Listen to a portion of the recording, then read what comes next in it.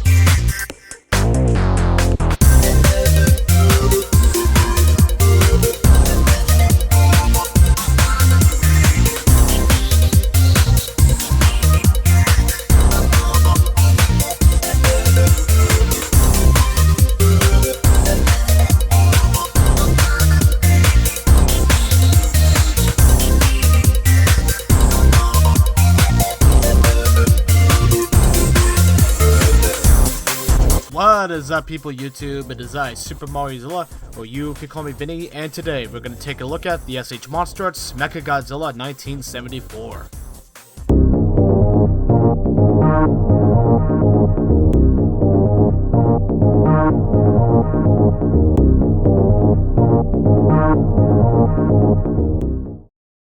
This version of MechaGodzilla appeared in Godzilla vs. MechaGodzilla, the 1974 film, arguably one of the best Godzilla movies.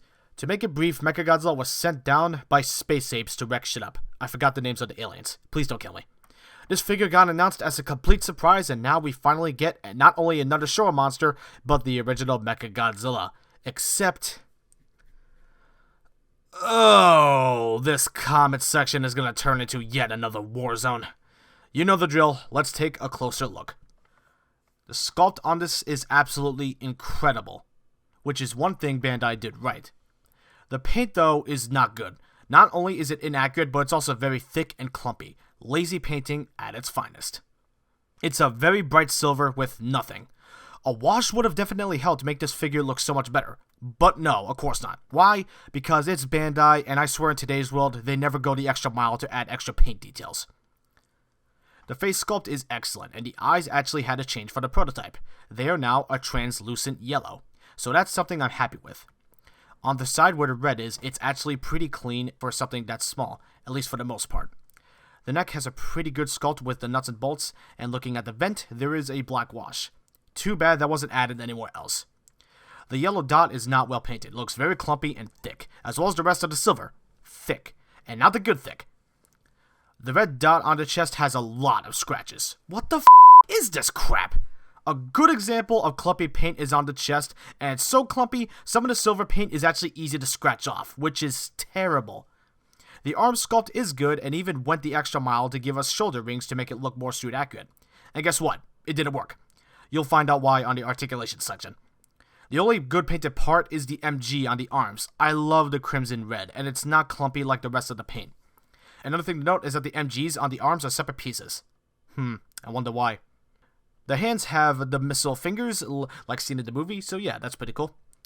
The legs again have the smooth bolted sculpt with the terrible clumpy silver. The knees have the same type of rings on the arms. The feet are a segmented missile-like sculpt, pretty cool.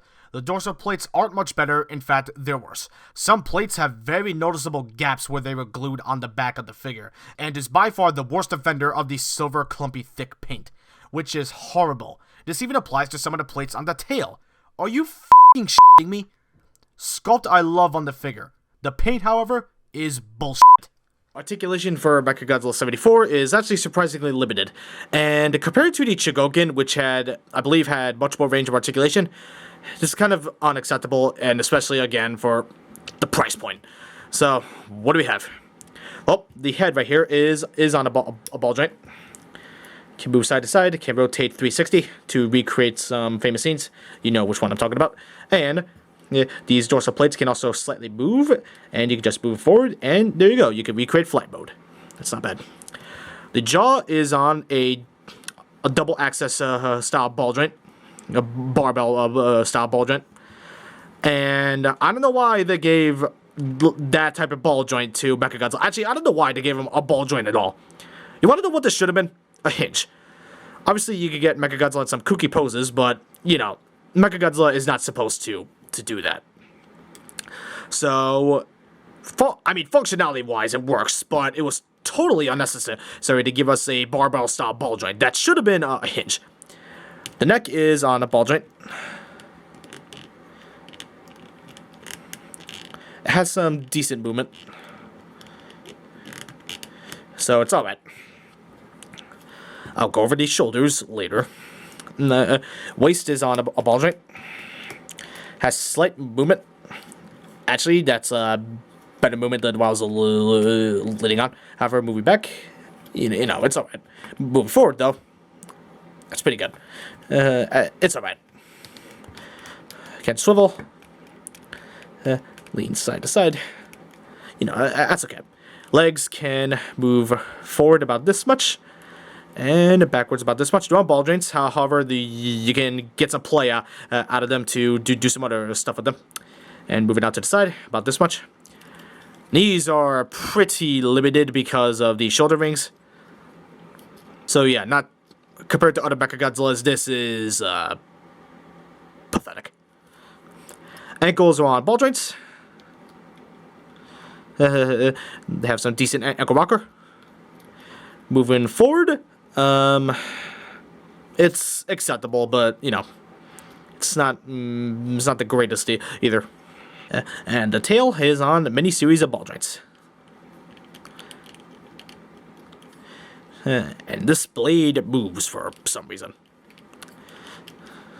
So obviously, you know, you can move it all the way down to create flight mode, or you can just have it whacking around. Okay, now. Elbows. They're on a hinge. They're on a hinge.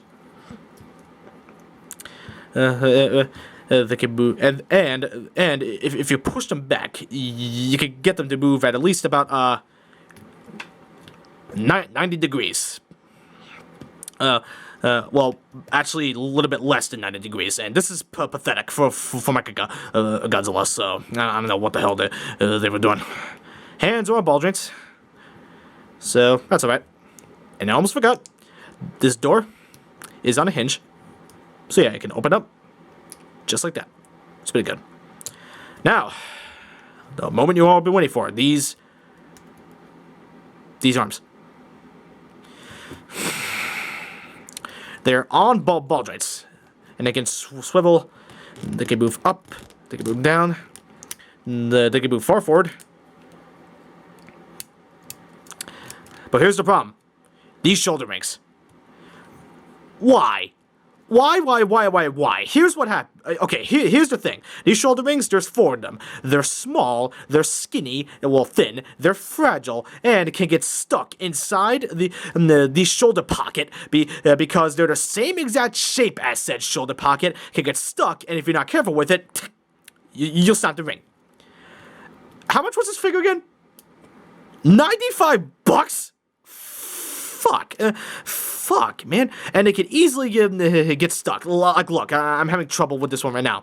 And sometimes, if you're really unlucky like me, when I first got this figure in the mail, this one shoulder ring was stuck behind the fucking joint. Behind the joint. I had to remove it, and that was not a fun experience because I was always afraid that the figure was gonna break. Because, you know, the shoulder rings, they break.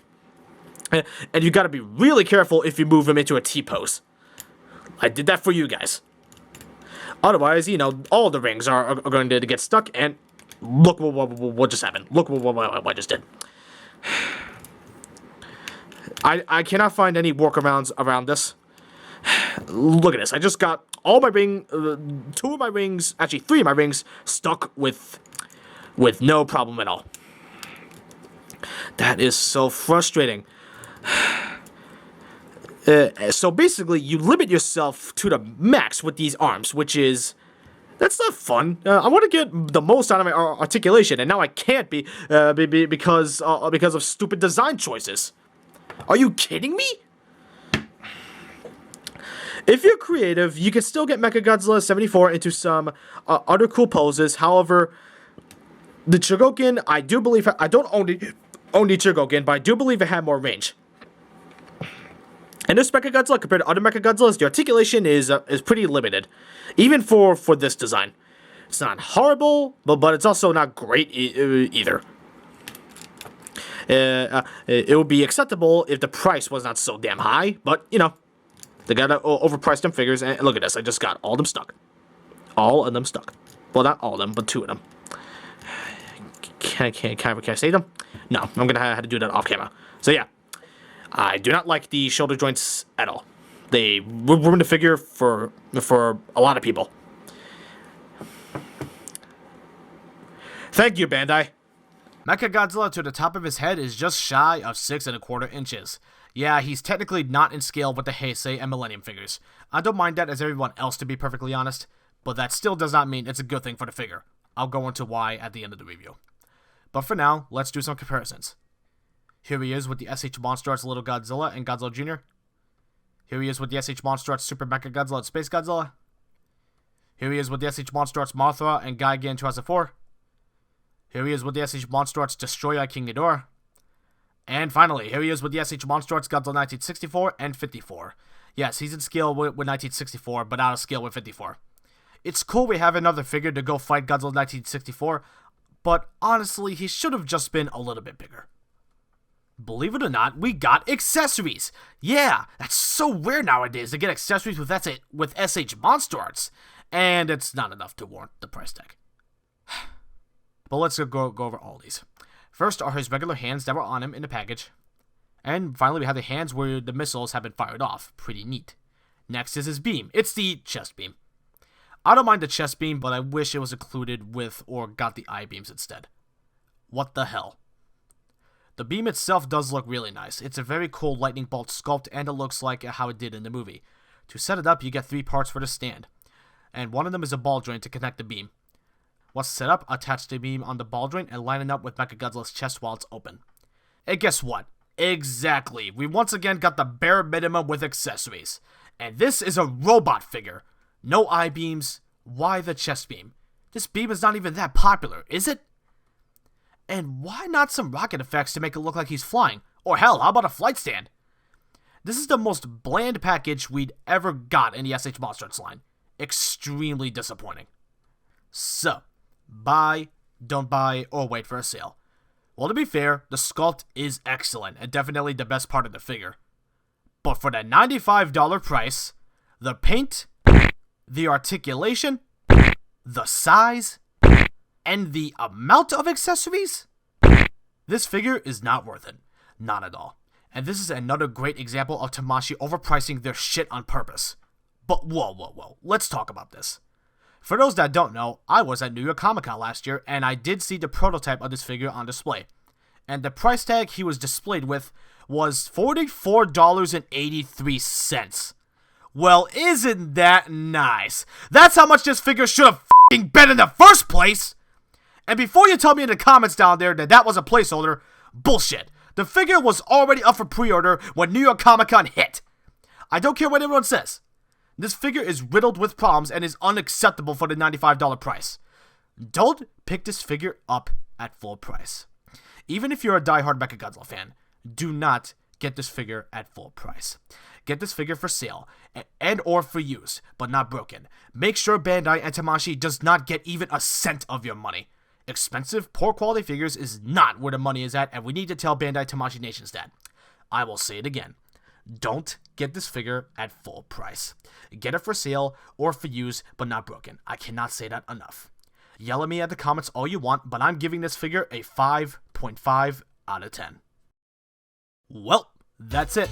Thanks guys and gals so much for watching. If you liked this video, hit that like button. If you would like to be updated on when new videos goes up, be sure to subscribe. If you want to be notified when new videos go live, be sure to hit that bell icon. And if you want some behind the scenes stuff, be sure to follow me on Instagram. Link to it is down below. I'll see you all in the next video. Peace out.